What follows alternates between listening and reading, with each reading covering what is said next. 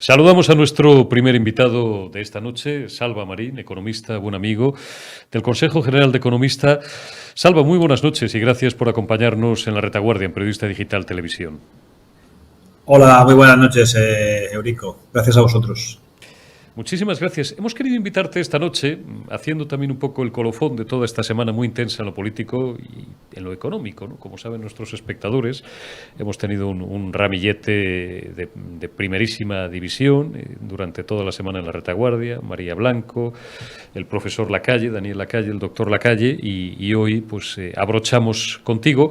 Y lo hacemos a cuenta de un informe que hemos conocido ayer del Consejo General de Economistas, que se presentaba en público.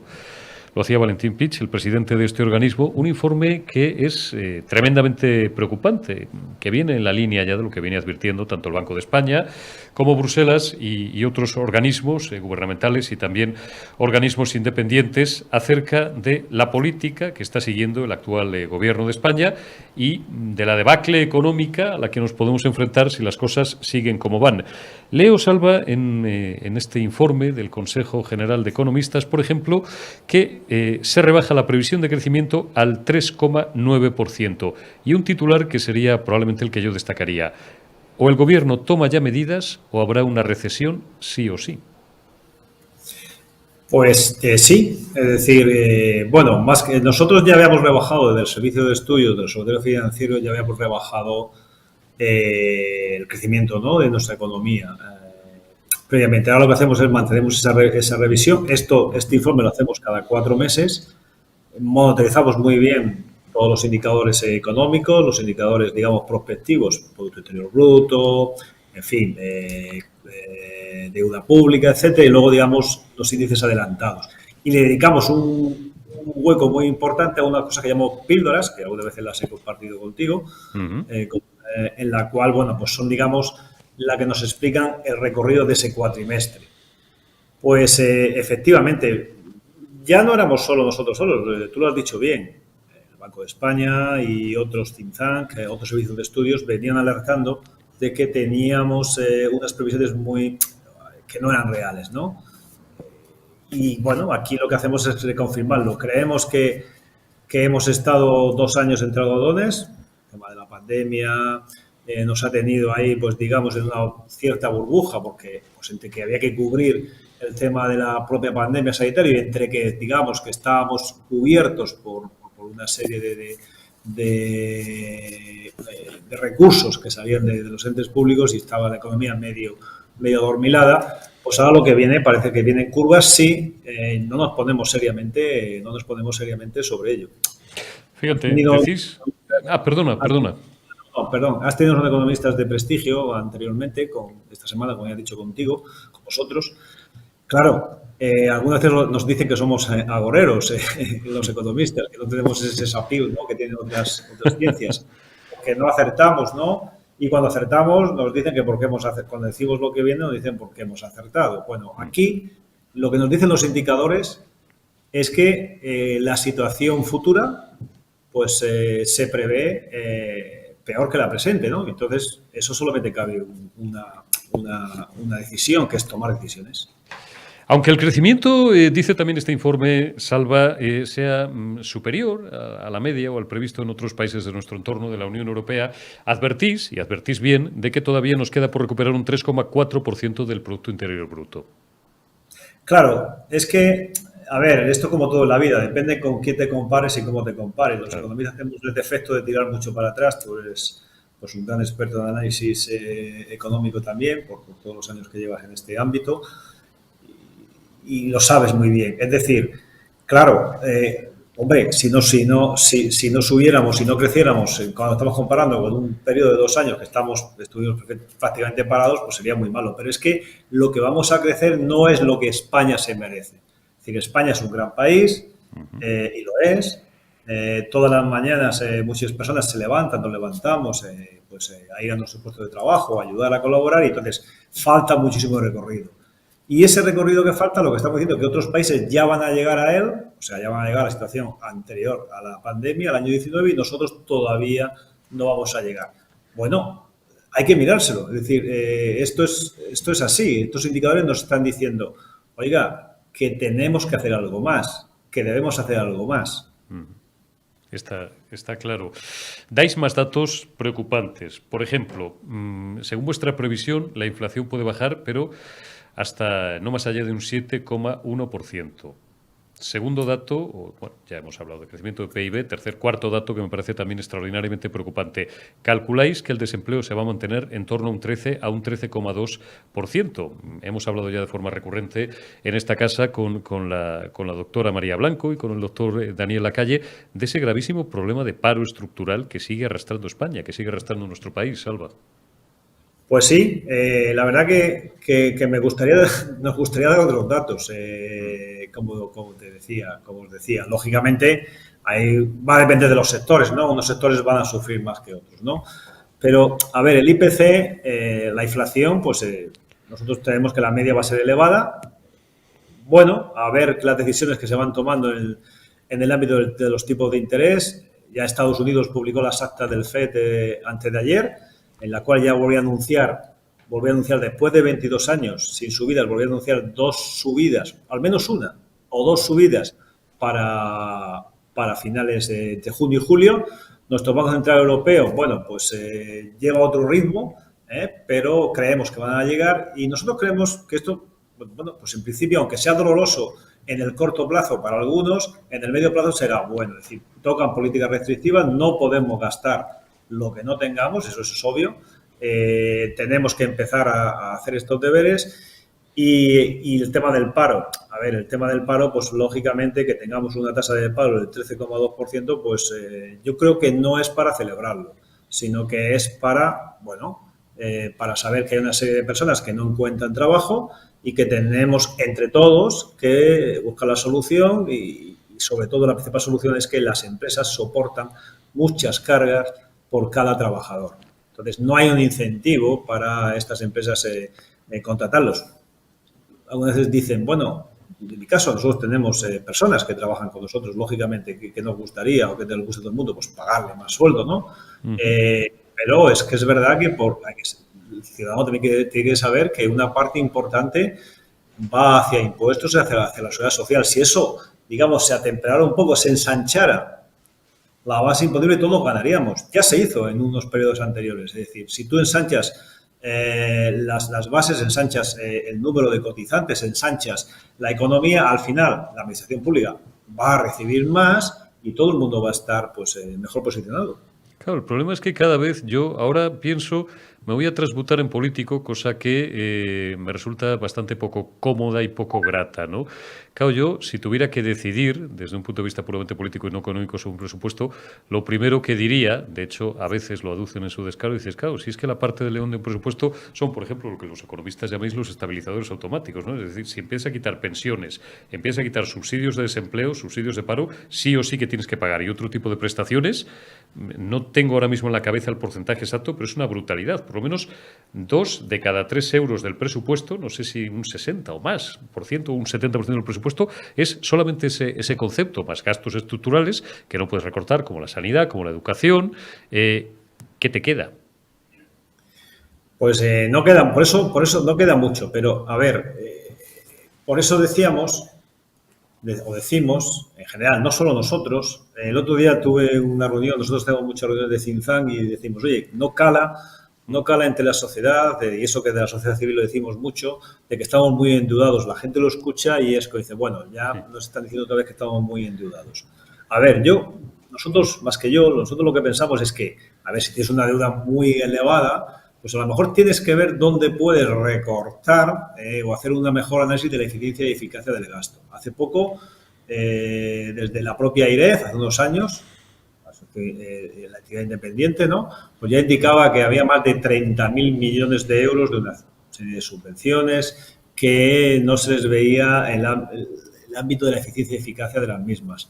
Pues a lo mejor hay que dedicarle un tiempo a esto.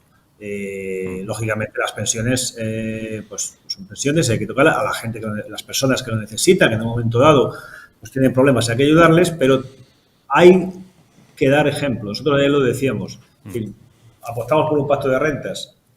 Lógicamente, cuando una economía va mal, pues todo el mundo tiene que arremar el hombro, pero siempre hay que dar ejemplo. O sea, creo que la administración pública debería dar el primer ejemplo.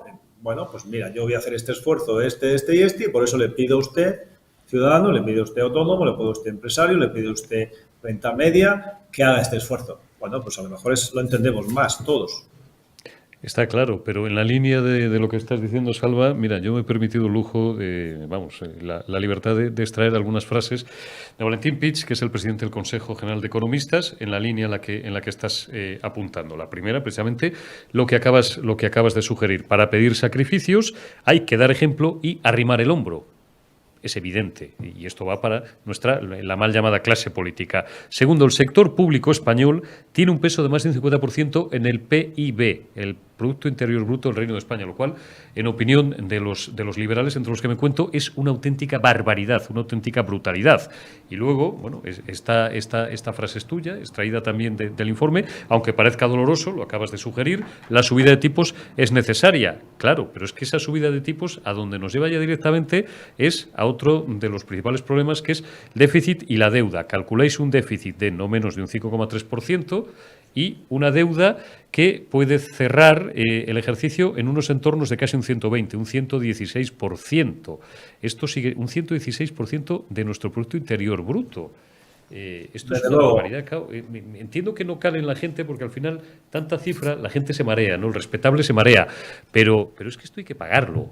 O sea, esto al final hay que pagarlo. Tú puedes diferir como en una familia, puedes renegociar la deuda, convertir una deuda media en una deuda a largo plazo, colocar papel en el mercado. Estoy deseando ya que lleguen mis primos, esos brillantes periodistas económicos, lo digo con cariño, no con ironía, de décadas, y digan, el Reino de España, esta mañana ha habido subasta del Tesoro y hemos colocado todo el papel en el mercado. Dices, sí, pero ¿a qué precio?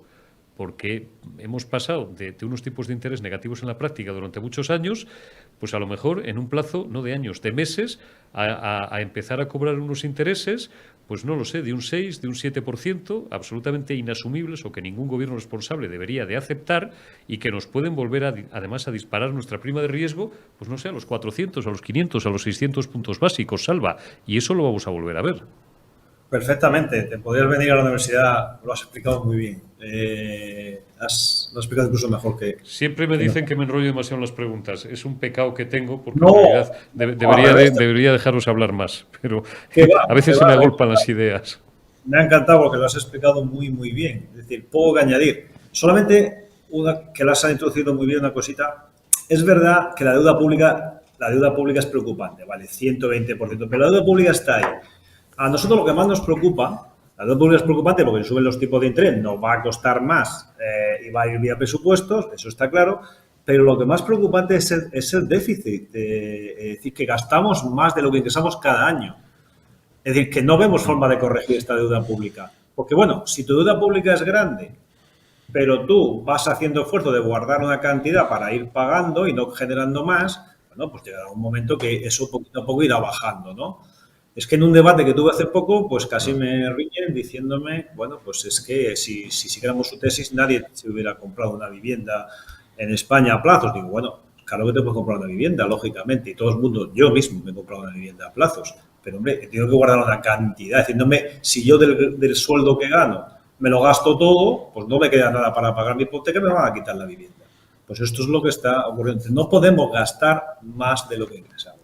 Nos preocupa más el déficit que la deuda, porque la deuda, bueno, ya la tenemos, es decir, la única forma es que ahorremos para pagarla, por tanto, si no logras ahorrar, recortar o aumentar ingresos, que no sean generar más impuestos para los ciudadanos, pues va a ser difícil que esto lo corrijamos. Por tanto, por eso te decía que lo habías enfocado muy bien. Y otra cosa que también nos preocupa y ocupa, es decir, que si los tipos de interés, porque también se ha oído, ¿no? Dice, bueno, es que si el tipo de interés sube medio punto, eso tiene poco efecto en nuestro presupuesto. Digo, bueno, es que no solo el medio punto que suba o el punto, es que si empiezan a subir los puntos y tienes déficit, nuestro prima de riesgo va a subir más, porque tenemos una cosa que no tienen otros países, que es que mucha parte de nuestra deuda pues está en manos de ciudadanos extranjeros, o está en manos de entidades extranjeras, con lo cual tienen menos consideración que menos consideración, no sé si es la palabra, pues no es lo mismo que cuando toda la deuda pues está financiada, digamos, por el ámbito nacional, ¿no? Como puede ocurrir en Italia o en otros países.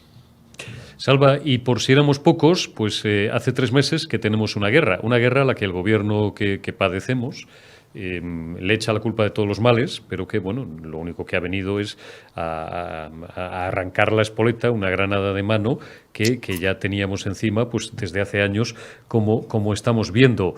¿En qué medida? Porque además, pues hace pocas horas que he oído, bueno, al señor Borrell y a los responsables de la OTAN y al señor Álvarez, que bueno, pues a pesar de ser ministro de este gobierno que padecemos, pues es un diplomático respetable y algo sabe de esto. Digo siempre lo mismo de Álvarez que de Margarita Robles. Otra cosa es que pues estén dentro de un gobierno que nos está llevando al sumidero, ¿no? Con lo cual son corresponsables de lo que nos está pasando. Pero decía Álvarez que esta guerra, desgraciadamente, ha venido para quedarse. Pues era lo que nos faltaba, ¿no? En un contexto que ya es muy desfavorable para nosotros, ese colapso de suministros que ya estamos viendo en algunos sectores y que me temo que se va a agravar. Siempre pongo el mismo ejemplo chusco, se lo decía el otro día a la doctora María Blanco y creo que a Javier Morillas, que estuvo por aquí también hace unas semanas, digo, quiero comprarme hace meses, lo enseño otra vez, un teléfono móvil y me dicen que no lo haga porque no hay modelos y así con muchas más cosas. Si continúa este escenario bélico, esta crisis energética que nos va a disparar por las nubes el precio del gas, de la energía, de la electricidad, ¿qué hacemos? Pues tienes razón. Nosotros lo decíamos, la guerra de Rusia ha marcado la agenda política y económica del cuatrimestre. Eso ha sido así. Es verdad que lo que ha hecho ha sido agravar todas las cadenas de valor. Es decir, nosotros en principio, las primeras píldoras que decíamos, bueno, pues España no está afectada directamente en estos momentos por la guerra, pero preveíamos la segunda ola. Las segundas olas ya están llegando, porque al final la guerra se convierte también en guerra económica, ¿no? Las sanciones que se le establecen a Rusia, pues al final también se vuelven contra los que sancionan, porque, bueno, pues hay restricciones en los puertos. China también ha cerrado Shanghái, ha cerrado otras ciudades, con lo cual, lo que tú decías, las materias primas, los chips, el tráfico portuario, o cada vez es más caro o cada vez más difícil que venga hacia Europa, y todo eso, pues lógicamente hay tanto una inflación de oferta como demanda. Claro, una inflación de oferta y demanda es la tormenta perfecta. Ayer leí también, pues que, por ejemplo, el ejemplo que te has puesto, si se puede citar una empresa aquí, muy conocida, Apple, pues decía que ya preveía cierta recesión del consumo de sus teléfonos, que va unido a todo lo que tú has indicado. Y la única forma que vemos de que esto se relaje o tranquilice, primero lado, tenemos que darle valor al dinero, o sea, tienen que subir los tipos de interés, tienen que volver a tener valor el dinero, es decir, tiene que haber una política restrictiva. La segunda, ojalá sea, hay que llegar hay que parar esta guerra para que no haya todos estos movimientos que están habiendo, estas restricciones, y volver otra vez a poner la máquina de la cadena de valor en marcha. Si no, pues seguiremos teniendo problemas de oferta y, lógicamente, pues también tendremos problemas de demanda. Está claro, pues me quedo con un titular, me ha gustado la frase y citaré, pues, como siempre hago el copyright, pero te la compro, Salva. Hay que subir los tipos de interés porque hay que volver a darle valor al dinero. Y esto es relativamente sencillo de entender, piénsenlo. Salva Marín, director del Servicio de Estudios del Consejo General de Economistas. Ha sido, como siempre, un lujo el tenerte con nosotros este viernes por la noche en la retaguardia. Gracias por atendernos, cuídate y hasta la próxima. A ver si podemos dar mejores noticias.